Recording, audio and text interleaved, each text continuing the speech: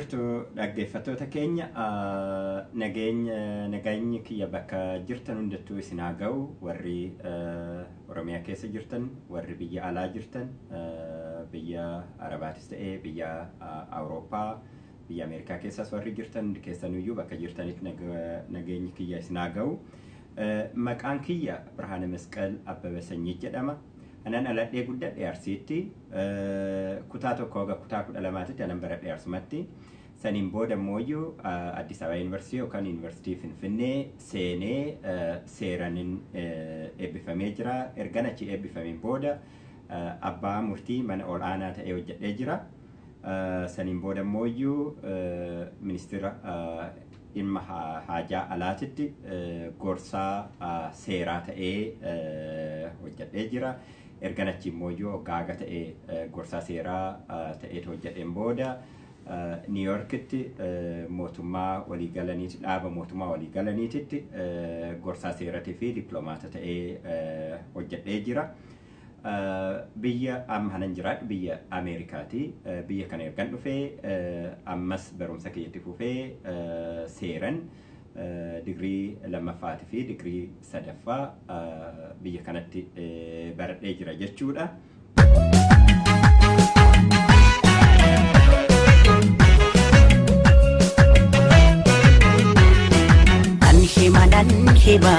Kan hima waa'ee kee callisuu argee Oromiyaatiyya biyya hayyuu qaroon biyya goonni mi'irree dachee kiirraa margee nan hima qabda seenaa cima nan hima qabda seenaa cima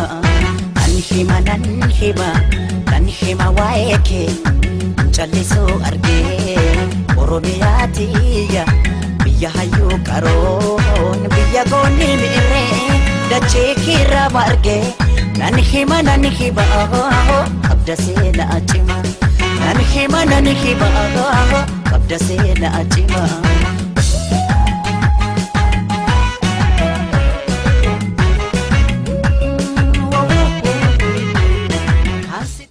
Har'a walfaana haasofnu boruu Oromoo fuuldurri Oromoo maal akka ta'u pirogiraama torbaniin waa'ee poolisiitii irratti waa'ee seeraatii irratti waa'ee biyya bulchiinsaa yookaan waa'ee liidarshiipitii irratti seeminaara fi akkana nama barsiisuu leenjii tokko tokkoon asuma sooshaal miidiyaa fi fuulduratti immoo yoo waaqayyo jedhe televezyiiniidhaan wal faana hojjanna jechuudha.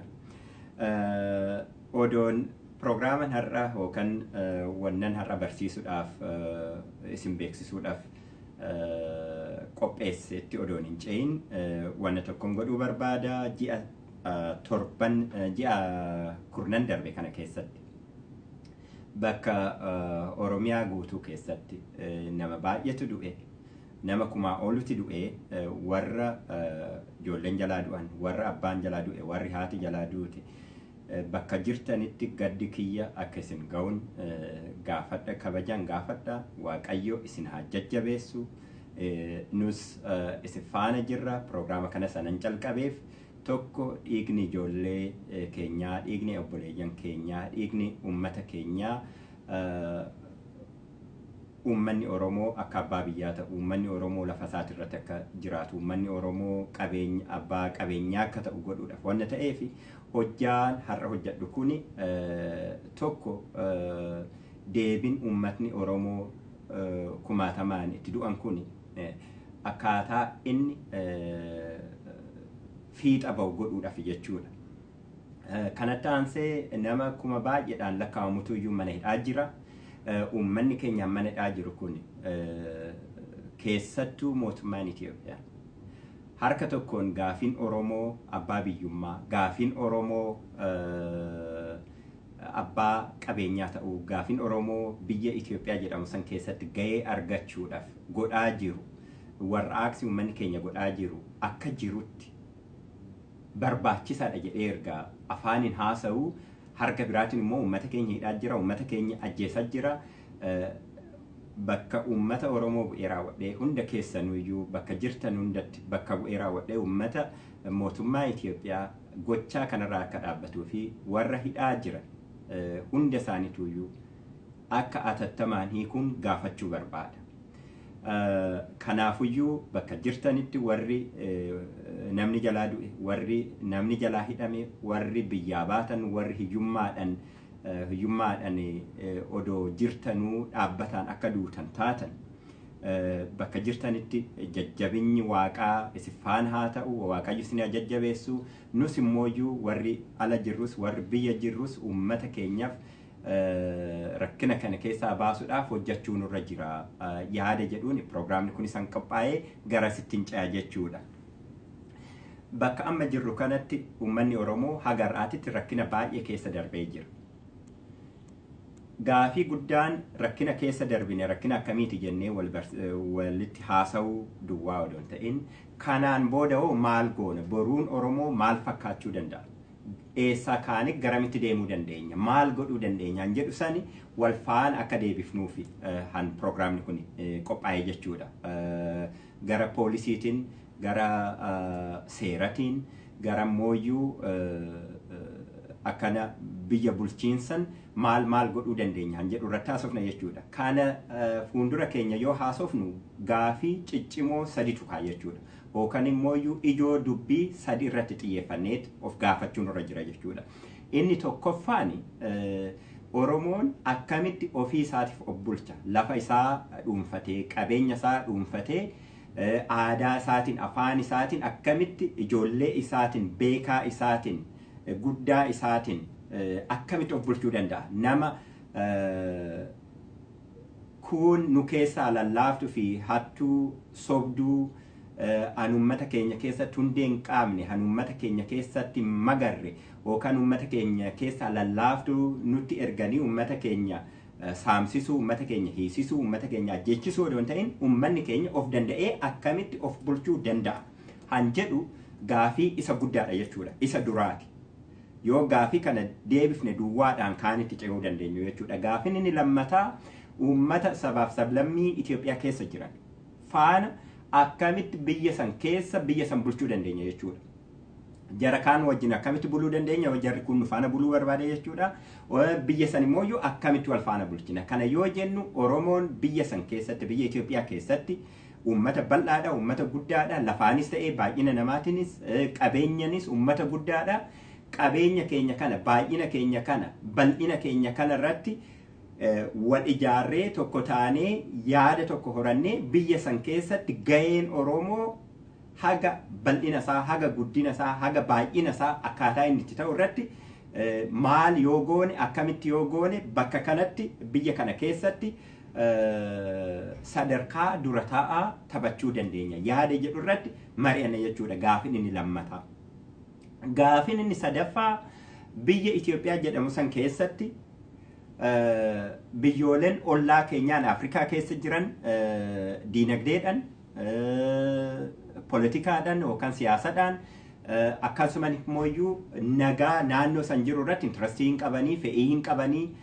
Kanaafuyyuu isaa faana akkamitti hojjanna. Biyyooleen Awurooppaa, biyyooleen Ameerikaa, biyyooleen Eeshiyaa hundi isaaniituyyuu akkuma beekamu biyya Itoophiyaa keessatti fedhii diinagdee hin qabanii, fedhii siyaasaa politikaa hin qabanii.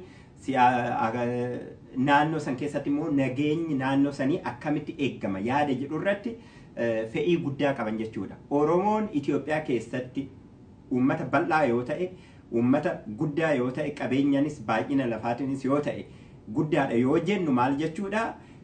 Warriin Afrikaatis ta'e Awurooppaatis, Ameerikaatis, Eeshiyaatis biyya faana hiriiroo qaban hundi isaaniitu iyyuu Oromoo wajjiniin hiriiroo akkamii qabaachuu isaanirra jira, nu gaheen keenya achi keessatti maalini jechuudha.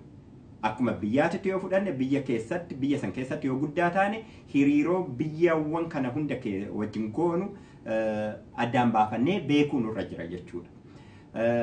Kanatti hanan aansee uummata keenya kanan qabsisee hanan uummata keenya yaadachiisuu barbaadu magaalli Finfinnee addunyaa kana keessatti teessoo diplomaatik mishinii isa guddaadha Afrikaa keessai isa calqabaati isa sadarkaa tokkoffaarra jiru dhaabni addunyaa baay'eetu Finfinnee keessa jira dhaabni biizinasii yookaan ikonomiidhaan hojjetus baay'eetu achi keessa jira Oromoon kana keessatti gahee akkamitti argachuu danda'a gahee argachuu duwwaa odoo hin ta'in immoo gahee durataa akkamitti argachuu danda'a akkamitti achi gahuu dandeenya han jedhu kana program kanarratti gaafii kana sadeen deebifna jechuudha gaafinni calqama Oromoon akkamitti of bulchuu danda'a qe'ee isaati irratti lafa isaati irratti qabeenya isaati irratti abbaa ta'ee akkamitti of bulchuu danda'a jara kaan wajjiniin immoo sabaaf sablammii Itoophiyaa keessa jiran kaan wajjiniin hiriiroo baafatee akkamitti wal faana jiraachuu danda'a yoo jarri kun faana jiraachuu barbaadan jechuudha kanaafuyyuu gaafiiwwan kana isa lammataa kan hin deebifna gaafiin sadaffaa hiriiroo warra hiriiroo biyyoolee hiriiroo Itoophiyaa wajjin qaban hiriiroo politikaa yookaan siyaasaa hiriiroo diinagdee hiriiroo nagaa naannoo sanii qaban warra Arabaa dabalatee warra Eeshiyaa warra Awurooppaa warra Ameerikaa warra Afrikaa dabalatee raawwatee biyyooleen ollaa san keessa jiran hundi isaaniitu akkamitti nufaana waa'ee diinagdee wal faana hojjechuu dandeenya akkamitti wal faana waa'ee siyaasaa hojjechuu dandeenya akkamitti wal faana waa'ee nagaa naannoo keenyatii fi nagaa addunyaa akkamitti achi keessatti uummanni Oromoo gahee argachuu danda'a han jedhu irratti mari'anna jechuudha kana godhuudhaaf wanna sadii irratti xiyyeeffanneeti han daandii kana wal faana deemnu wanni sadeen kun biyya keessatti sabaaf sablammii kaan wajjin Oromoon buluudhaafis ta'ee biyya ollaawwan keenyaa wajjiniin fi biyyoolee addunyaa adda addaa wajjiniin siyaasaa fi ikonomii yookaan diinagdee yookaan waa'ee nagaatti irratti hojjechuudhaafis ta'ee achum Oromumtuu immoo of bulchuudhaafuyyuu Oromoon wanna sadii irratti xiyyeeffatee hojjechuu sarra jira tokkoffaa uummanni keenya humnoomuu sarra jira lammaffaa uummanni keenya duroomuu sarra jira sadaffaa uummanni keenya nagaa argachuu sarra jira kana yoo jennu maal jechuu keenya uummanni keenya humnoomuu sarra jira yoo jennu maal jenna asirratti Oromoon utubaa torbarratti ijaarrameetoo of humnoomsuu sarra jira utubaawwan kun utubaa maatiin Oromoo warri Oromoo akka tokko isaaniitiin yoo maatii gaariin taane maatiin gaariin yoo ijaarramne faamilii gaariin yoo humnan arganne communitiin humnan argatu akka biyyaatitti humna argachuu hin dandeenyu jechuudha inni calqabaa tokko bakka jirtutti Oromoon hunduuyyuu akkamitti uummanni keenya maatiin isaa akkamitti humnaa'uu danda'a han jedhu irratti hojjanna jechuudha han lammataa waa'ee barumsaati manneeleen barumsaa kutaa tokkoffaarraa aga 12 yuunivarsiitii fi kolleejiiwwan adda addaa keessatti ijoolleen Oromoo barumsa akkamitti of ijaaranii akkamitti deebi'anii tommooyyuu Oromoo qarqaaran han jedhu irratti poolisii barumsaati irratti akkaataa itti mari'annu akkaataa itti wal faana haasofnu mijeessina jechuudha kana yoon jedhu maal namni keenya yaadachuu sarra jiru Oromoon haga ammaatitti handuubatti hafeef warriin ijoolleen Oromoo keessaa baaneetoo baranne deebifneetoo ummata keenya tajaajiluu dadhabuu fi warra nu barsiise warra akkuma ijoollee guddifachaa kennanii yookaan gandatti galchanii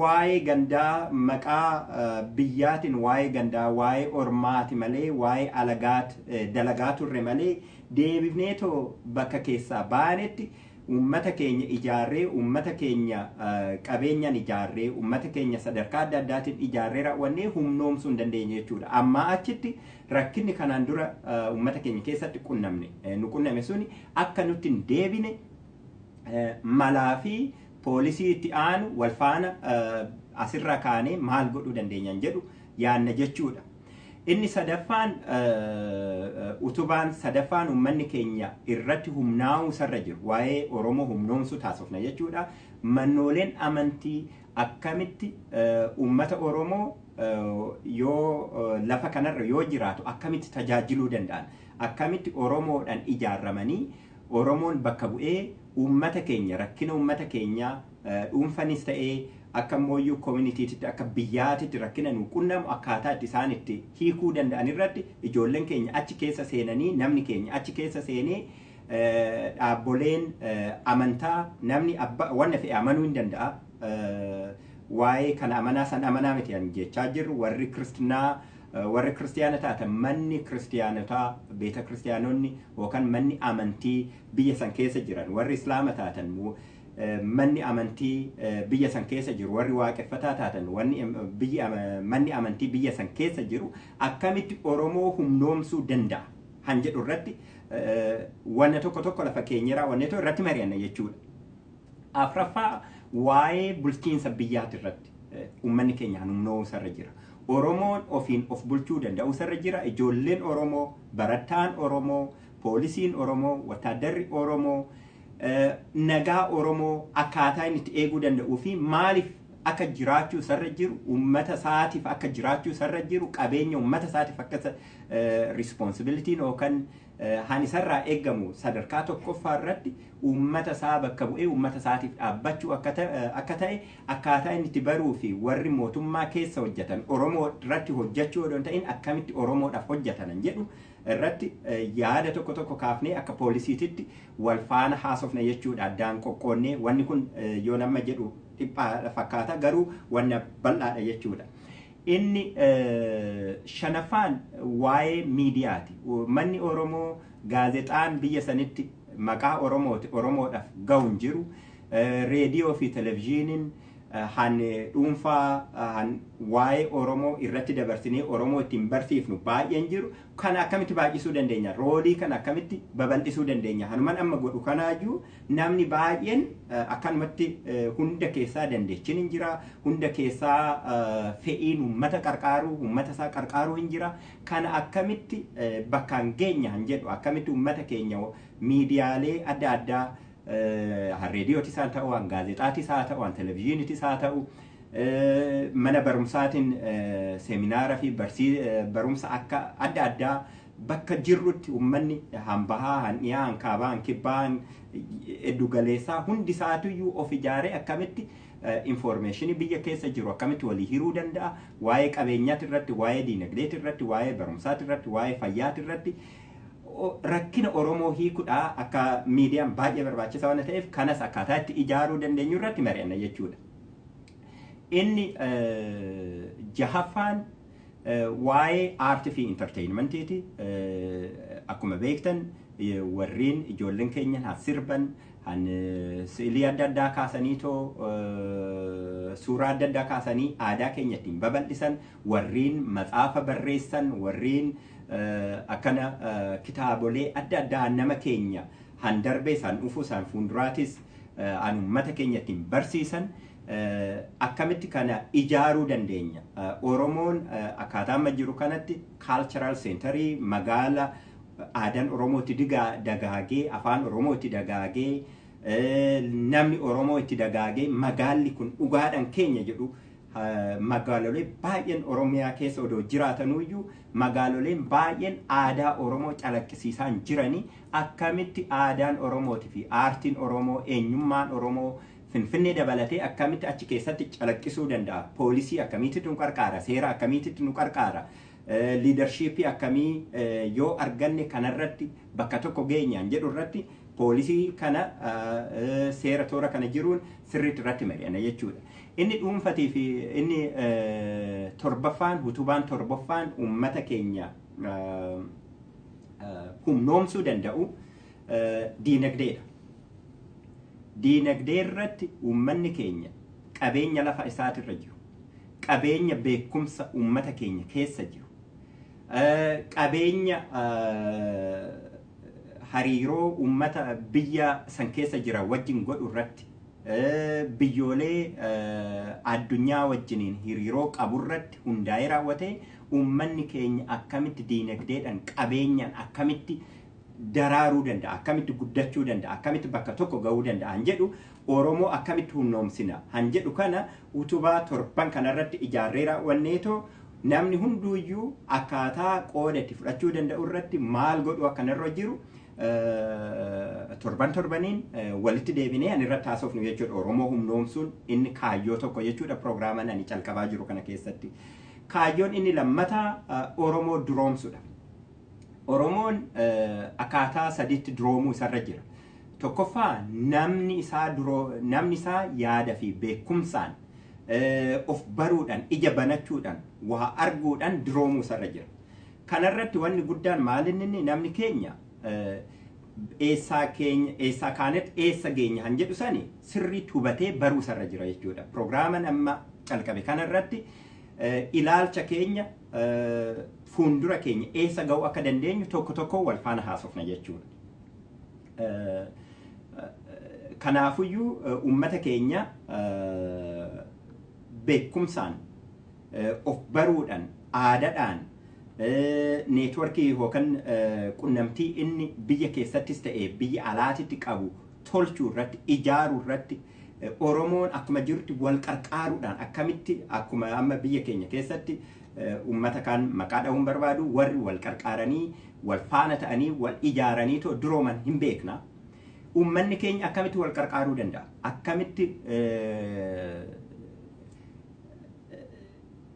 barumsa keessatti diinagdee keessatti akkamitti wal qarqaaree of duroomsuu danda'an jedhu irratti haasofna.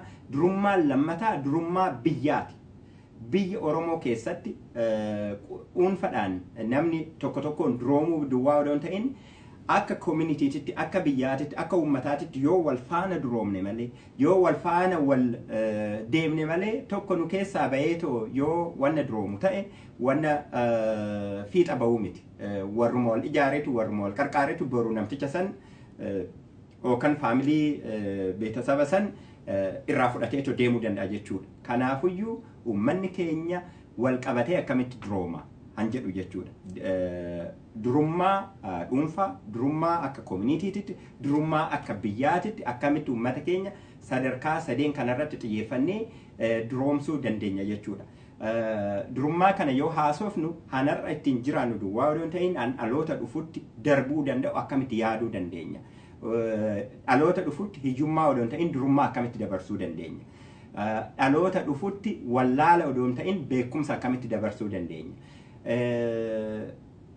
Dhaloota dhufutti lola odoo hin ta'in nagaa akkamitti dabarsuu dandeenya han jedhu irratti marii tokko tokko kaafnetoo wal faana haasofna jechuudha pirogiraaman qopheessu kana keessatti.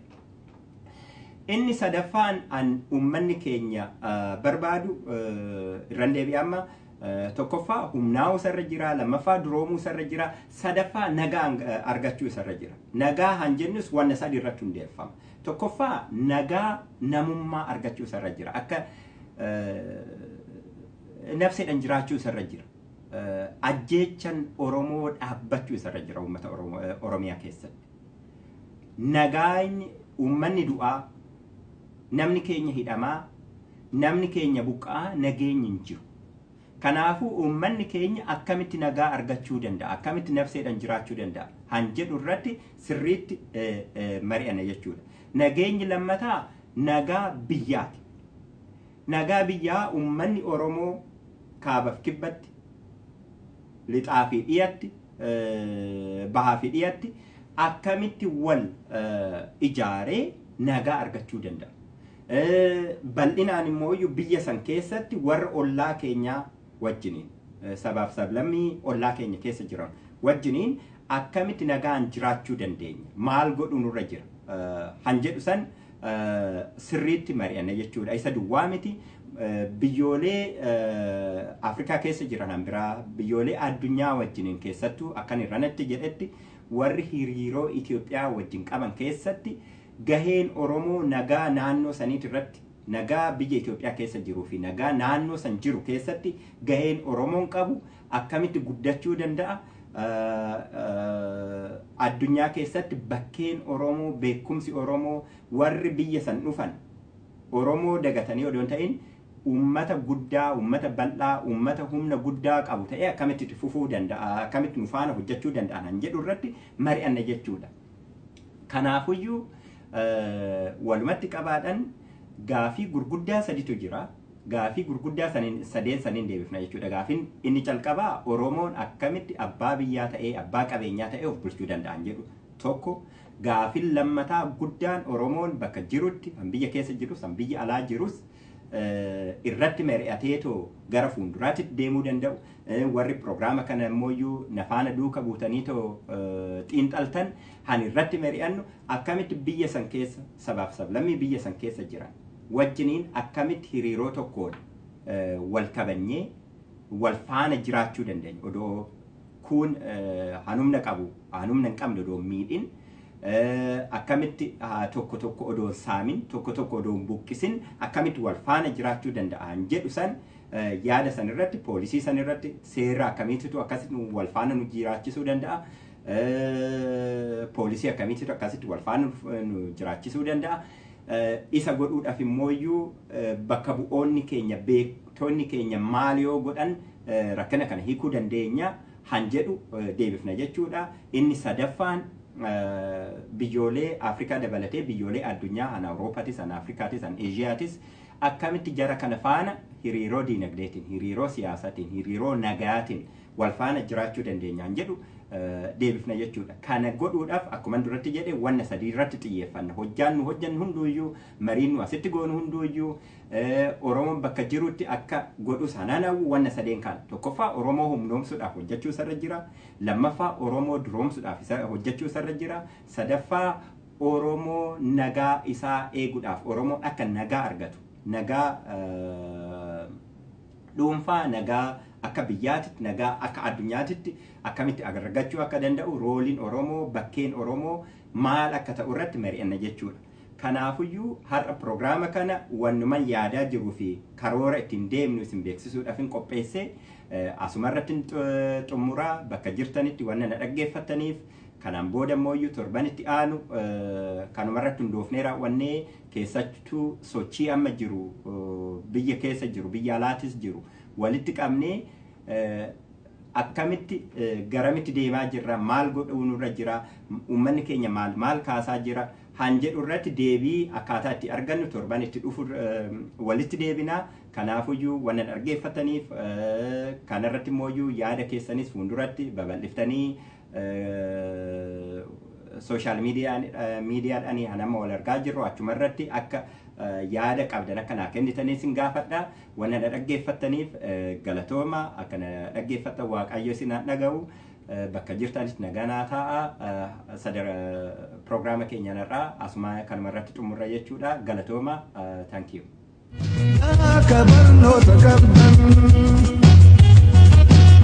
Professor